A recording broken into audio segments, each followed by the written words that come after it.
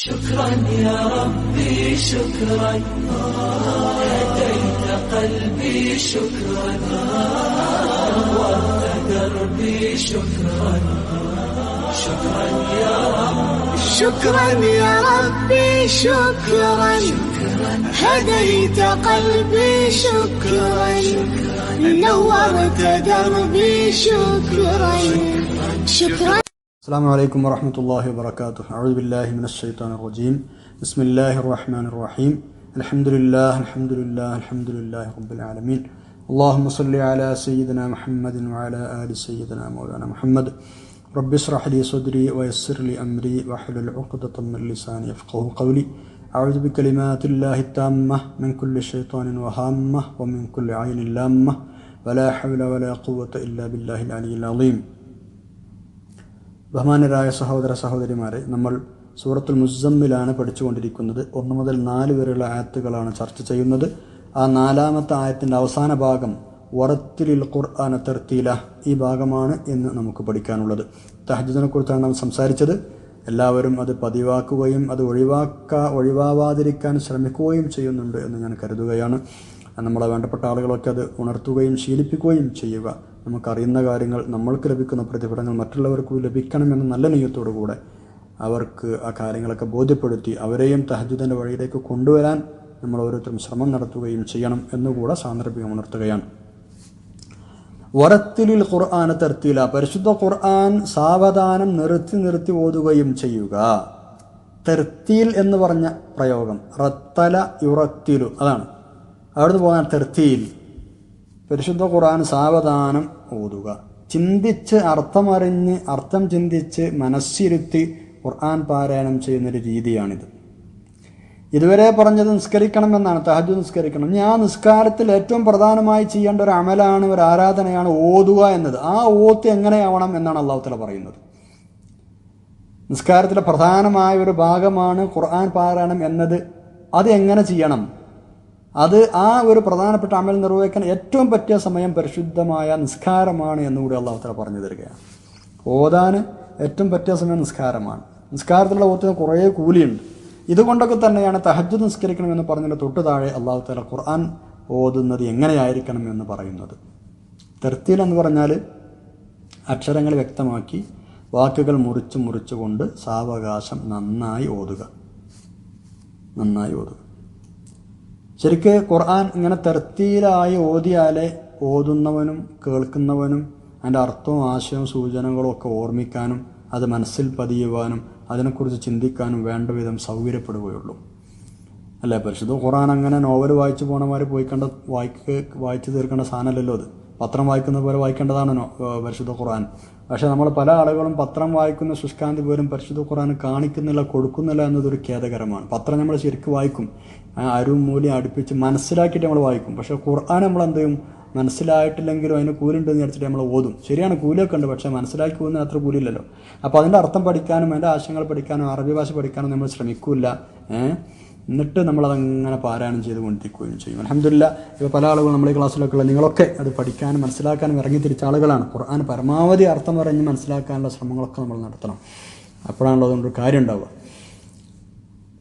അള്ളാഹു നമ്മുടെ സന്മാർഗ ദർശനത്തിന് വേണ്ടി ഇറക്കിത്തന്ന വലിയ ഒരു മുഅ്ജിസത്താണ് പരിശുദ്ധ ഖുർആൻ. നമ്മൾ നേരായ വഴിക്ക് പോകണമെന്ന് അള്ളാഹുവിൻ്റെ താല്പര്യം, അതിന് റബ്ബ് സംവിധാനിച്ച ഒരു വിഷയമാണ്, രീതിയാണിത്. അത് അത് ശരിക്കും അതിൻ്റെ ആശയം മനസ്സിലാക്കിയാലല്ലേ ആ ഒരു ഹിദായത്ത് നമുക്ക് കിട്ടുള്ളൂ.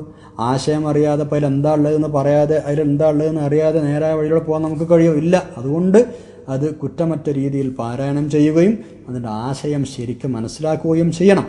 വെറുമൊരു വായനയല്ല പരിശുദ്ധ ഖുർആൻ. നമ്മൾ പത്രം വായിക്കുന്ന പോലെ, കിതാബ് ഓതുന്ന പോലെ എന്നല്ല ഖുർആൻ ഓതുക. നല്ല സ്വരമധുരിമയോടെ, അക്ഷരസ്ഫുടതയോടെ അല്ല, അങ്ങനെയാണ് പരിശുദ്ധ ഖുർആൻ പാരായണം ചെയ്യേണ്ടത്. അതുകൊണ്ടൊക്കെ തന്നെയാണ് പരിശുദ്ധ ഖുർആനിൻ്റെ പാരായണത്തിന് മാത്രം ഒരു പ്രത്യേകമായ ശാസ്ത്രീയ പഠന രീതി തജ്വീദ് എന്ന പേരിൽ മഹാന്മാരായ പണ്ഡിതന്മാർ പ്രത്യേകമായി ക്രോഡീകരിച്ചത്. പരിശുദ്ധ ഖുർആൻ അവതരിപ്പിച്ചപ്പോഴേ തജ്വീദ് അനുസരിച്ചാണ് ഓതിക്കൊടുത്തിരുന്നത് ജിബ്രീൽ അലൈഹിസ്സലാം എന്നൊക്കെ കിതാബുകളിൽ കാണാം. അപ്പോൾ അത് പ്രത്യേകമായ ഒരു ശാസ്ത്രീയ ഒരു ഭാഗമായി, ശാസ്ത്രീയ പഠനമായി വേർതിരിച്ചത് അല്ലെങ്കിൽ ക്രോഡീകരിച്ചത് മഹാന്മാരെ പണ്ഡിതന്മാർ ചെയ്ത വലിയ ഖിദ്മത്താണ്. തജ്വീദ് എന്നാണ് നമുക്കൊക്കെ അറിയാം, അല്ലേ? എന്താ ജവ്വദ എന്ന് പറഞ്ഞ അർത്ഥം? ജവ്വദ ജവ്വദ യുജവ്വിദു എന്ന അറബിയിൽ പറഞ്ഞാൽ നന്നാക്കുക എന്നാണ് അർത്ഥം. അപ്പോൾ തജ്വീദ് എന്ന് പറഞ്ഞാൽ ഖുർആൻ പാരായണം നന്നാക്കാനുള്ള മാർഗങ്ങൾ പഠിക്കുന്ന ശാസ്ത്രശാഖ അല്ലെങ്കിൽ പഠനം, അതാണ് അതിൻ്റെ അർത്ഥം. അപ്പോൾ പരിശുദ്ധ ഖുർആനിൻ്റെ ഓത്തിൻ്റെ മര്യാദകളും അതിൻ്റെ നിയമങ്ങളുമൊക്കെ വിവരിക്കുന്ന ഇൽമു തജ്വീദ്, തജ്വീദിൻ്റെ ഇൽമ്, ഇത് നബി സല്ലല്ലാഹു അലൈഹി വസല്ലം തങ്ങളിൽ നിന്ന് സ്വഹാബികൾ കേട്ടുപഠിച്ചു, സ്വഹാബികളിൽ നിന്ന് താബിഇകൾ കേട്ടുപഠിച്ചു, അവരിൽ നിന്ന് താബികൾ കേട്ടുപഠിച്ചു. അങ്ങനെ മുഖത്തിൽ നിന്ന് മുഖത്തോട്, ചുണ്ടിൽ നിന്ന് ചുണ്ടിനോട്, അങ്ങനെ കണ്ട് കേട്ടു പഠിച്ച സമ്പ്രദായങ്ങൾ അത് ഇന്നും കൃത്യമായി ക്രോഡീകരിച്ചു വെച്ച് പഠിപ്പിക്കപ്പെട്ടുകൊണ്ടിരിക്കുന്നു. തജ്വീദ് നമുക്ക് പുസ്തകം നോക്കിയാൽ ഏറെക്കുറെ മനസ്സിലാകുമെങ്കിലും അത് കൃത്യമായി മനസ്സിലാകണമെങ്കിൽ, കൃത്യമായി പഠിക്കണമെങ്കിൽ ഒരാളുടെ ഒരു ഗുരുവിൻ്റെ മുഖത്തിൽ നിന്ന് കേട്ടു തന്നെ പഠിക്കണമെന്ന് പണ്ഡിതന്മാർ പറയാറുണ്ട്. അപ്പോഴാണ് അത് കൃത്യമായി ശരിയാവുക എന്ന്. അതുകൊണ്ടാണ് ഈ ക്രമമായി വരുന്ന ഇതിൻ്റെ തജ്വീദിൻ്റെ ഉസ്താദന്മാർ അവർ നേരെ തന്നെ ഇരുന്ന് ഫേസ് ടു ഫേസ് ആയിട്ടിരുന്ന് ഈ വിഷയങ്ങൾ പഠിപ്പിക്കുന്നത്. ഖുർആനിൻ്റെ അക്ഷരങ്ങളൊക്കെ അതിൻ്റെ മഖ്റജുകൾ ഉച്ചാരണ സ്ഥലത്ത് നിന്ന് തന്നെ അതൊന്നും തെറ്റാതെ പദങ്ങൾ കൂടിച്ചേരുമ്പോഴുണ്ടാകുന്ന പ്രത്യേകമായ നിയമങ്ങൾ, സ്വഭാവങ്ങൾക്ക് പാലിച്ചുകൊണ്ട് പാരായണം ചെയ്യുന്നതിനാണ് തജ്വീദ് എന്ന് സാങ്കേതികമായ അർത്ഥത്തിൽ പറയുക. തജ്വീദ് പഠിക്കൽ ഫർള് കിഫായയാണ് എന്നാണ്, സാമൂഹികമായ കടമയാണ്. ആരും പഠിച്ചില്ലെങ്കിൽ എല്ലാവരും കുറ്റക്കാരാവും. ആരെങ്കിലും ഒരാൾ പഠിച്ചാൽ അതിന് ഒഴിവാകുകയും ചെയ്യും. പക്ഷേ പഠിക്കൽ ഫർള് കിഫായ ആണെങ്കിലും അതനുസരിച്ച് പഠിച്ചു കഴിഞ്ഞാൽ പിന്നെ അതനുസരിച്ച് പാരായണം ചെയ്യൽ ഫർളു ഐനാണ് എന്നാണ്. ഫർളു ഐൻ എന്ന് പറഞ്ഞാൽ എന്താ? വ്യക്തിപരമായ ബാധ്യതയാണ്, ഓരോരുത്തർക്കും നിർബന്ധമാണ്. പഠിച്ചു കഴിഞ്ഞാൽ പിന്നെ അനുസരിച്ച് ഓതണം. സമൂഹത്തിൽ തജ്വീദ് പഠിച്ച ആളുകൾ ഉണ്ടാവണമെന്ന് നിർബന്ധമാണ്, ഫർളു കിഫായാണ്. പക്ഷേ അതനുസരിച്ച് പാരായണം ചെയ്യൽ ഫർളു ഐനുമാണ്. 3 തരം ഓത്തുകളാണ് പൊതുവെ ഉള്ളത്. അതിൽപ്പെട്ട ഒന്നാണ് നമ്മളിവിടെ പറഞ്ഞ തെർത്തീൽ. തെർത്തീൽ, ഹദർ, തദ്വീർ, ഇങ്ങനെ 3 തരം ഓത്തുകൾ. ഏതൊക്കെയാണ്? തെർത്തീൽ, ഹദർ, ഹാ, നമ്മൾ ഹൈദർ എന്നൊക്കെ പറയില്ല, ആ ഹാ, പിന്നെ തുഫാഹ് എന്നൊക്കെ പറയുമ്പോൾ ആ ഹാ, ഹദറുൻ. പിന്നെ തദ്വീർ, ദുവാർ എന്നൊക്കെ പറയില്ലേ, ദൗറ എന്നൊക്കെ പറയുന്ന അതിന് പോകുന്ന തദ്വീർ. അപ്പോൾ തെർത്തീൽ, ഹദർ, തദ്വീർ 3 തരം ഖിറാഅത്തുകൾ. എന്തൊക്കെയാണ്, എന്താ അതിൻ്റെ ആശയങ്ങൾ, എന്താ അർത്ഥം? തെർത്തീൽ എന്ന് പറഞ്ഞാൽ അതിന് തഹ്ഖീഖ് എന്നും ഒരു പേരുണ്ട്. അതായത് തജ്വീദ് പാലിച്ച് അർത്ഥം ചിന്തിച്ച് സാവധാനം ഓതുക. ആണോ, നമ്മൾ നേരത്തെ പറഞ്ഞിട്ടുണ്ട് അല്ലേ. ഹദർ എന്ന് പറഞ്ഞാൽ അങ്ങനെയല്ല. ഹദർ എന്ന് പറഞ്ഞാൽ തജ്വീദൊക്കെ പാലിച്ചിട്ടുണ്ട്, അർത്ഥവും ചിന്തിക്കുന്നുണ്ട്, വേഗത്തിൽ ഓതുക, അങ്ങനെയാണ് ഹദർ എന്ന് പറയുക. അങ്ങനെ കഴിയും, തജ്വീദും അർത്ഥമൊക്കെ ചിന്തിച്ചിട്ട് വേഗത്തിൽ ഓതാൻ കഴിയും. അതുപോലെ തന്നെ തദ്വീർ. തദ്വീർ എന്ന് പറഞ്ഞാൽ നേരത്തെ നമ്മൾ പറഞ്ഞ തെർത്തീലിൻ്റെയും ഹദറിൻ്റെയും ഇടയിലുള്ള ഒരു മധ്യമ സ്പീഡിലുള്ള ഓത്ത്. കൂടുതൽ പറ്റ സാവധാനമല്ല, എന്നാൽ പറ്റ സ്പീഡിലുമല്ല, രണ്ടിൻ്റെയും ഇടയിലുള്ള ഒരു നില സ്വീകരിച്ച് മധ്യനിലയിൽ ഓതുന്ന ഓത്തിനാണ് തദ്വീർ എന്ന് പറയുക. അപ്പോൾ 3 മനസ്സിലായല്ലോ, തെർത്തീലും ഹദറും തദ്വീറും. പരിശുദ്ധ ഖുർആൻ അർത്ഥം അറിയാതെ ഓതുന്ന ആളുകൾക്ക് പോലും ഫലം ചെയ്യുന്നതാണ്, പുണ്യം ലഭിക്കുന്നതാണ് എന്നൊക്കെ നമുക്കൊക്കെ അറിയാം. അതുകൊണ്ട് തന്നെയാണ് അത് ഭംഗിയായി ഓതാൻ നബി സല്ലല്ലാഹു അലൈഹി വസല്ലം തങ്ങൾ പറഞ്ഞതും. നിങ്ങളുടെ ശബ്ദം കൊണ്ട് പരിശുദ്ധ ഖുർആനിനെ അലങ്കരിക്കണം എന്ന് ഹദീസിൽ പറഞ്ഞിട്ടുണ്ട്. ഈ ഒരു അലങ്കാരം കിട്ടാനും അത് ശരിയായ രൂപത്തിലാകാനുമൊക്കെയാണ് നമ്മൾ നേരത്തെ പറഞ്ഞ തജ്വീദ് എന്ന പഠനശാഖ പണ്ഡിതന്മാർ രൂപപ്പെടുത്തിയത്. പ്രത്യേകമായ ചില നിയമങ്ങൾ പാലിക്കണം എന്നതാണ് തജ്വീദിൻ്റെ താല്പര്യം. അള്ളാഹുവിൻ്റെ കലാമാണല്ലോ ഖുർആൻ, കളകളയെന്നിട്ട് ഓതിപ്പോകാൻ പറ്റുമോ? ഇല്ല. ആ തിരുവചനങ്ങളെ, ആ വചനങ്ങളിലുള്ള അക്ഷരങ്ങൾക്കും അതിൻ്റെ പദങ്ങൾക്കുമൊക്കെ പ്രത്യേക സ്ഥാനവും പോരിശയുമുണ്ട്. അത് അങ്ങനെ തന്നെ പരിപൂർണമായി പാലിച്ച് അത് അംഗീകരിച്ച് മാത്രമേ നമ്മൾ ഖുർആൻ ഓതാവൂ. തജ്വീദ് പാലിക്കാതെയുള്ള ഖുർആൻ ഓത്ത് അത് ഗുണത്തിലേറെ ദോഷം ചെയ്യുമെന്ന് നമ്മൾ ശ്രദ്ധിക്കണം. കാരണം നബി സല്ലല്ലാഹു അലൈഹി വസല്ലം പറഞ്ഞിട്ടുണ്ട്, എത്രയെത്ര ആളുകൾ ഖുർആൻ ഓതുന്നവരുണ്ട്, ഖുർആൻ അവരെ ശപിച്ചു കൊണ്ടിരിക്കുകയാണ്. സുബ്ഹാനല്ലാഹ്, മര്യാദ പാലിക്കാതെ ഓതിയത് കൊണ്ടേ. അപ്പോൾ വെറുതെ ഓതിയിട്ട് പ്രത്യേകിച്ച് കാര്യമൊന്നുമില്ല, അത് നിയമാടിസ്ഥാനത്തിലുള്ളതാവണം, നിയമത്തിനനുസരിച്ചാവണം എന്നതാണ് പ്രധാനം. അപ്പോഴേ അതിൻ്റെ ഫലം കിട്ടുകയുള്ളൂ. അല്ലെങ്കിലും ഈ തജ്വീദ് നിയമങ്ങൾ ശരിക്ക് പാലിച്ച് ഇങ്ങനെയൊക്കെ ഓതിയാലേ പരിശുദ്ധ ഖുർആന്റെ ഓത്തിനൊരു ആകർഷകത്വം ഉണ്ടാവൂ എന്നതാണ്. അല്ലാതെ ഒരു രസം ഉണ്ടാവില്ല കേൾക്കാൻ, അല്ലെ. ഖുർആന്റെ ശൈലി അങ്ങനെയല്ലോ, ആരെയും ആകർഷിക്കാവുന്ന ഹൃദയഹാരിയായ ഒരു ശൈലിയാണ്. ആ ശൈലി ശരിക്കും പുറത്തേക്ക് വരണമെങ്കിൽ ആ തജ്വീദും അതിൻ്റെ നിയമങ്ങളും ആ സിഫാത്തുകളും മഖ്റജുകളും ഒക്കെ ക്ലിയർ ആവണം ശരിക്കും.